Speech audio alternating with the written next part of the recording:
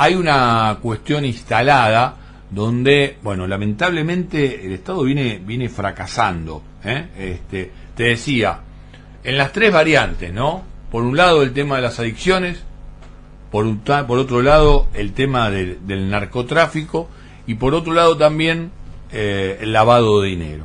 Tres ejes centrales por los cuales hay que entrarle al mismo tiempo para poder realmente comprender la magnitud de este asunto.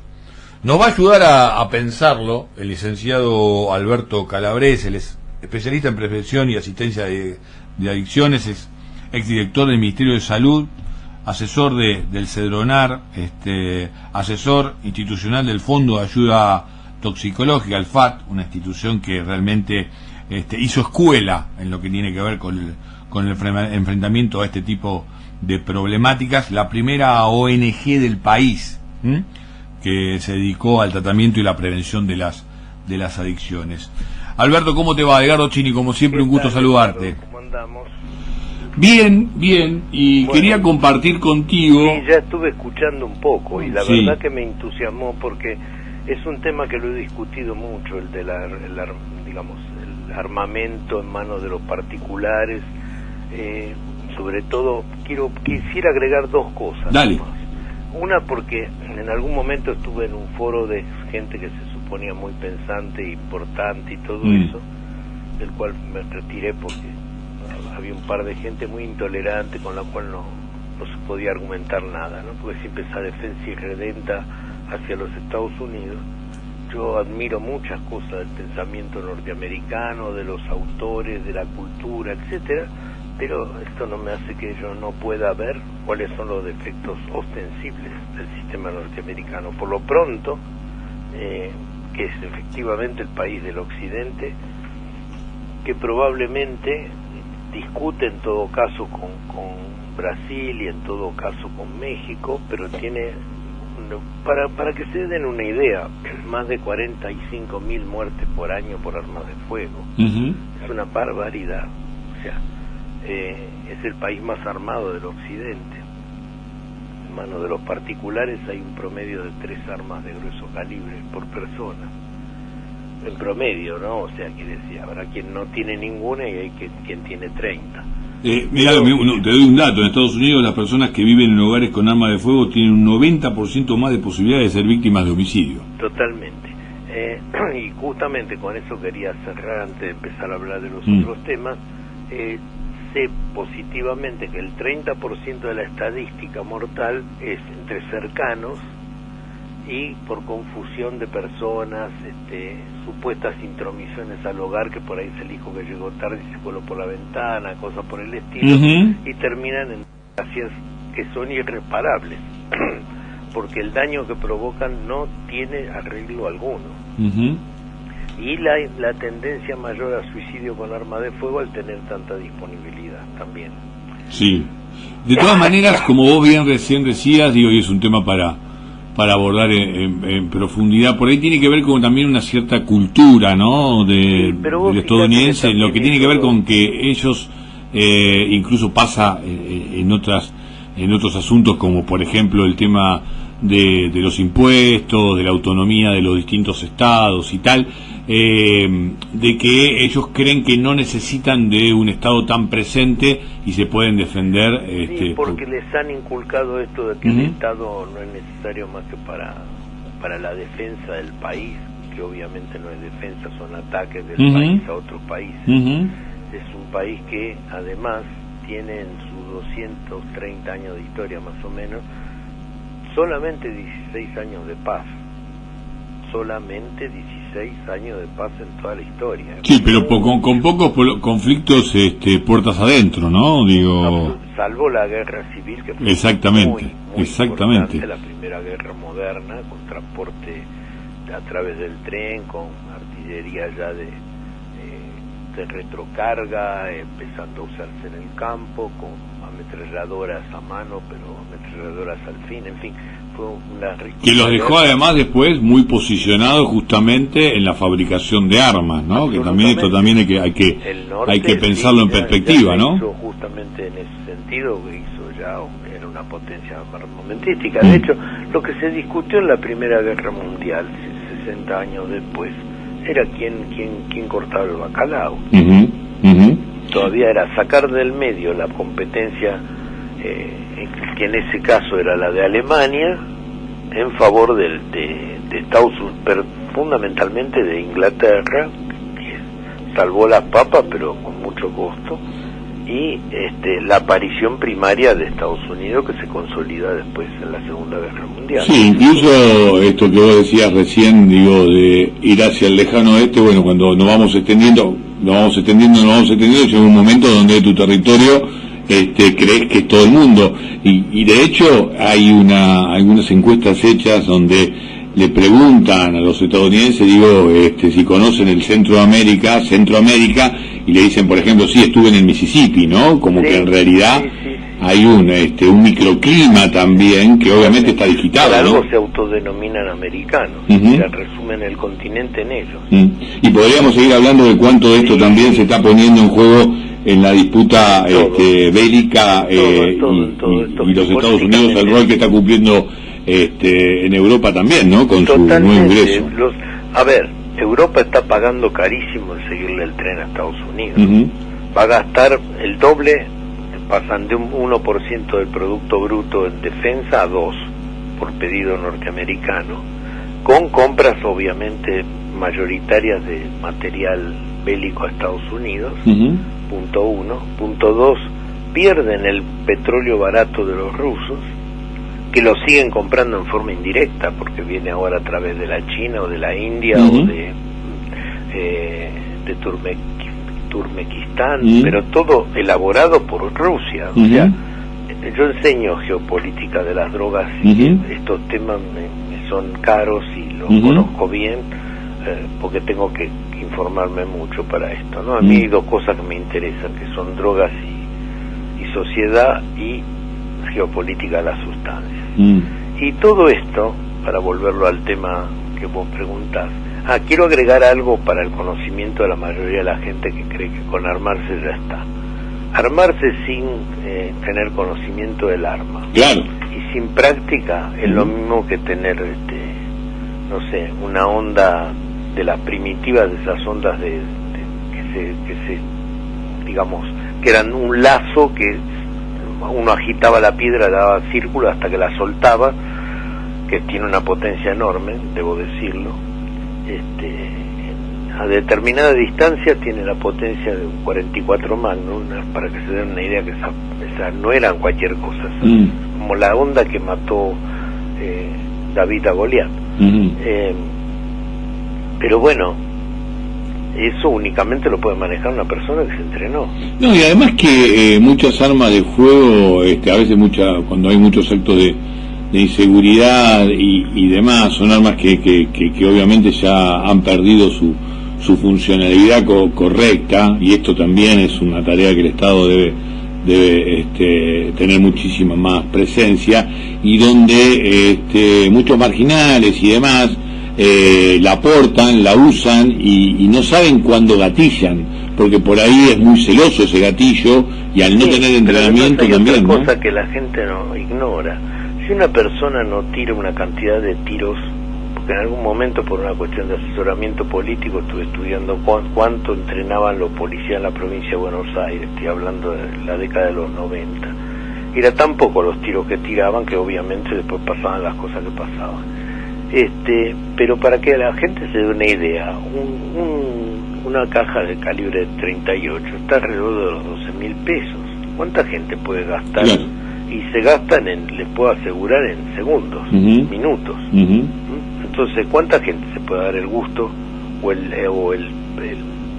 o cumplir con la necesidad de tirar por lo menos 50 cartuchos por mes? A ver, que me digan. Nos fuimos por muchos otros temas, y voy a atar un cabo más, y después volvemos al... No, pero creo que está todo atado. Sin duda. La gente cree que por tener un revólver o una pistola en su casa tiene resuelto el tema. Está equivocado. Está muy equivocado. No, y pensaba también en el orden internacional geopolítico, que lo que vos estabas describiendo, que es algo que uno viene pensando, digo, porque en un esfuerzo, ¿no? Porque la verdad que lo que sabemos del conflicto es un porcentaje ínfimo. Bueno, no tanto. Hay que ponerse a estudiar, a leer medios internacionales y demás, ¿no? Páginas que no. Claro, exactamente. Bueno, por eso digo.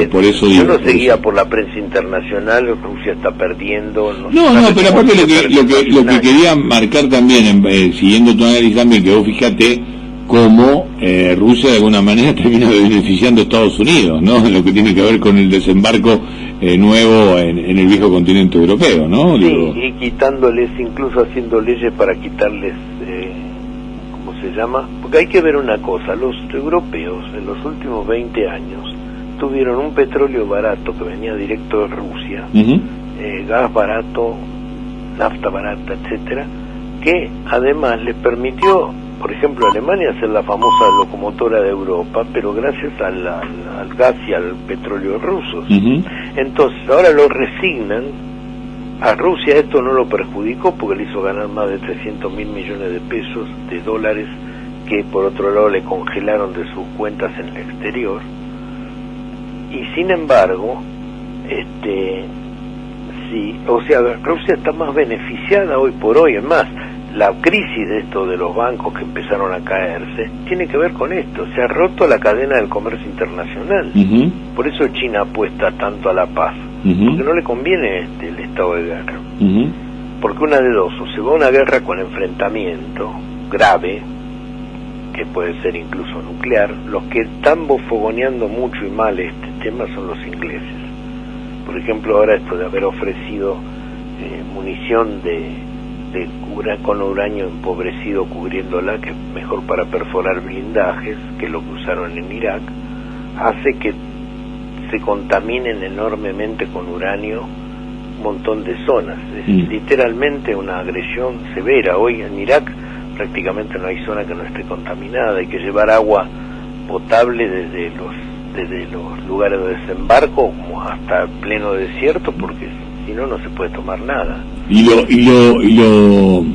Lo funcional que es el presidente ucraniano a muchas de estas cuestiones, cual maniquí, ¿no? Totalmente. Él es un títere norteamericano, y los norteamericanos a la vez tienen a Biden otro títere del complejo militar industrial. Y eso no lo denuncié yo, sino el militar lúcido como fue Dwight Eisenhower, el triunfador el jefe del ejército aliado en la Segunda Guerra Mundial, ¿no?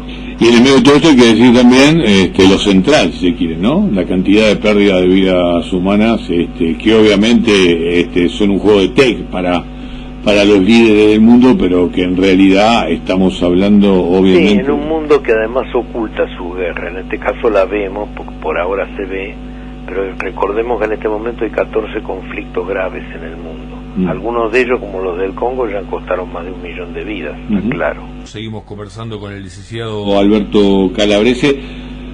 Alberto, ¿qué sentís? Digo, a ver, compartir contigo esta primera reflexión. ¿Está en campaña el debate sobre las adicciones, el debate sobre el narcotráfico y cómo darle pelea y el lavado de dinero? Mira, te cuento lo siguiente fácil.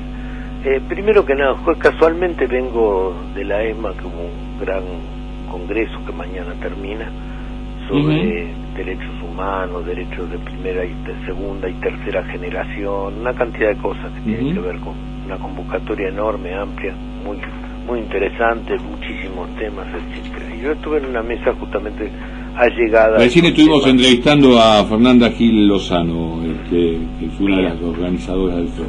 Bueno, justamente entonces mucho de lo que me tocó decir hoy, justamente lo hice en función de dos cosas.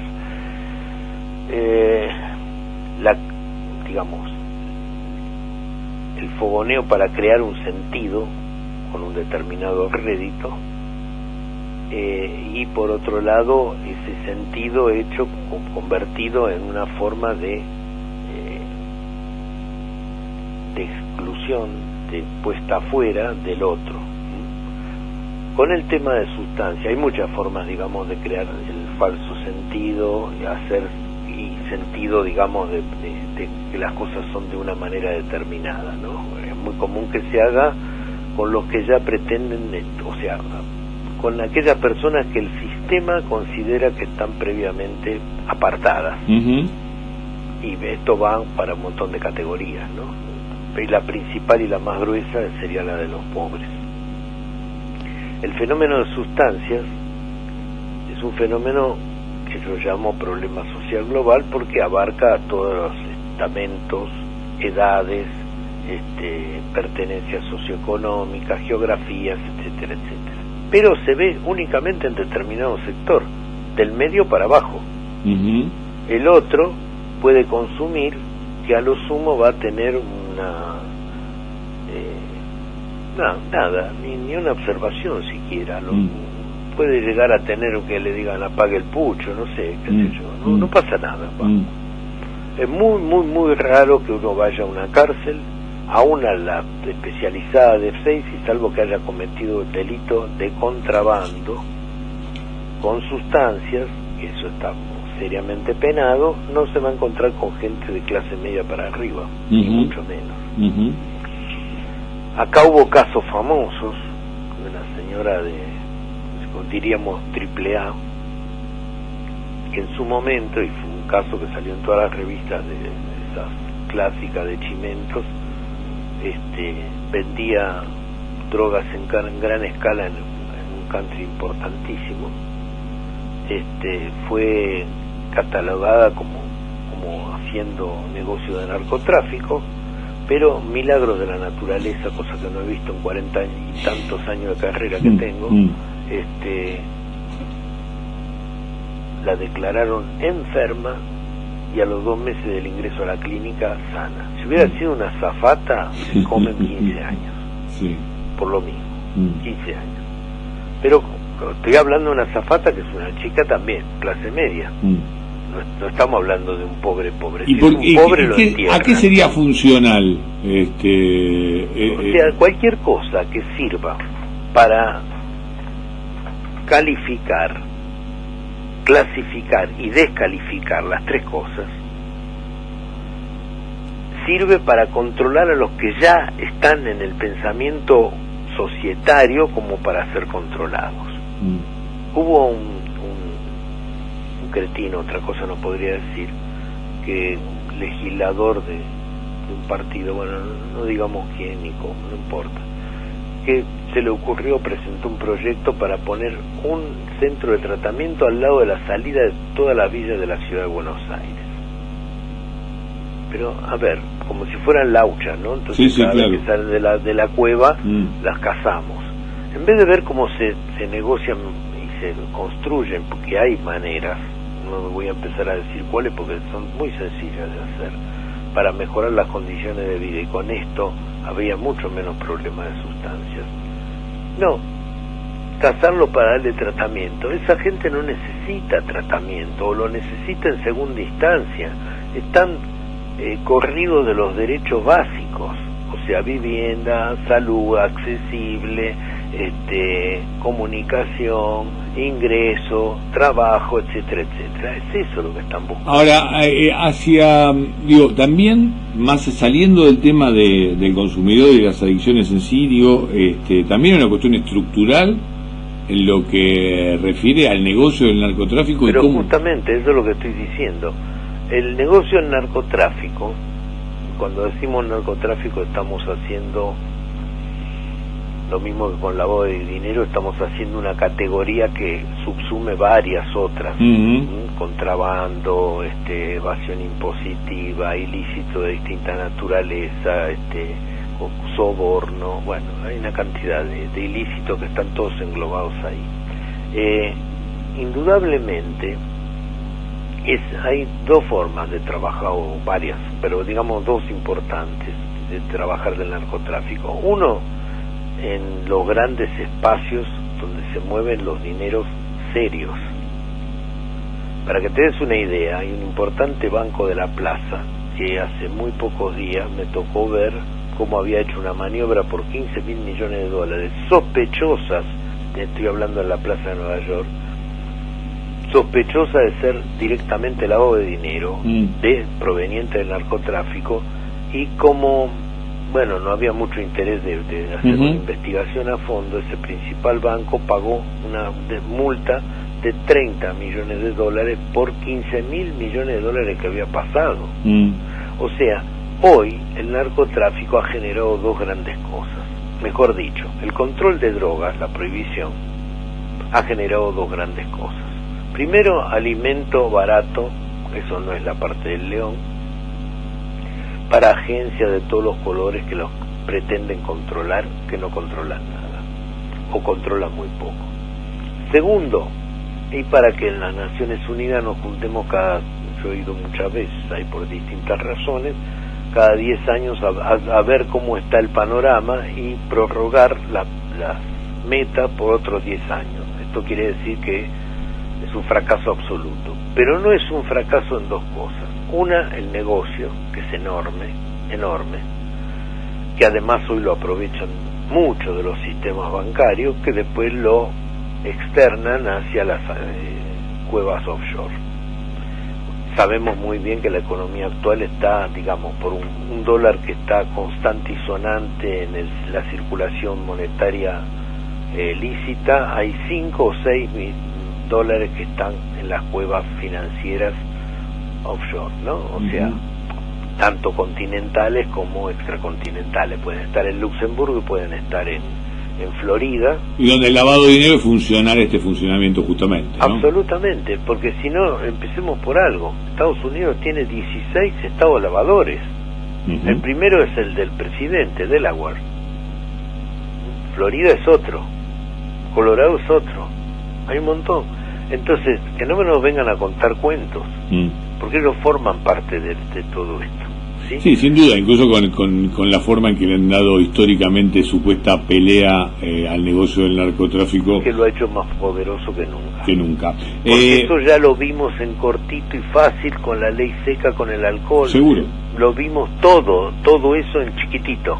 Ahora lo convirtieron a escala internacional. Ahora, la segunda cosa que hay que decir, como en este tema además se junta mucho el prejuicio, la falta de información. El otro día escuché un señor que era interrogado por un comunicador social muy conocido y que el tipo se decía experto no sé de qué, donde acá no hay un plan, acá no. A ver, te cuento un solo caso. El plan que inauguró el señor Calderón, presidente de México, hace 13 años, llevó de 1.000 muertos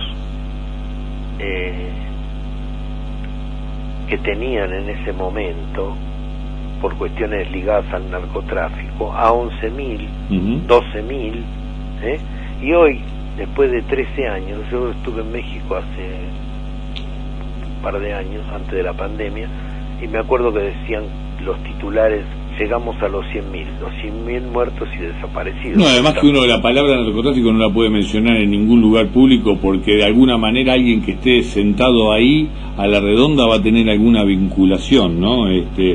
Así pero digamos, lo importante es que en este caso enunciaban que habían perdido 100.000 personas entre muertos y desaparecidos, titular catástrofe. Sí. Bueno, el año pasado, para noviembre-diciembre, nos dieron la nueva cifra, son 300.000 personas muertas y desaparecidas por el tema del narcotráfico. Recién en los últimos 2 años, y con la administración AMLO, que atiende mucho más por problema de los ingresos de las clases medias y medias bajas, está mejorando el índice de muerte, está bajando lentamente, pero está bajando. Último dato que lo tengo del día de hoy.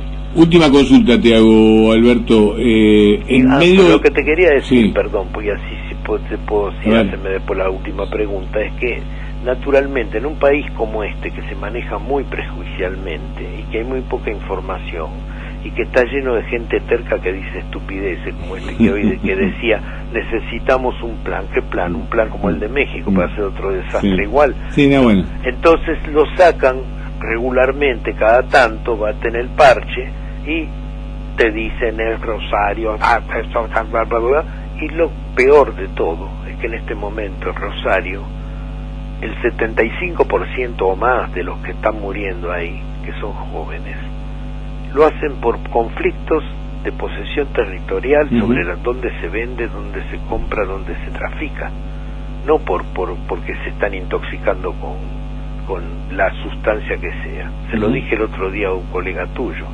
le digo, justamente en México, en esos 300.000 personas que se murieron, en el mismo periodo, el Ministerio de Salud de México conceptualiza que hubo 1.100 muertes por sobredosis.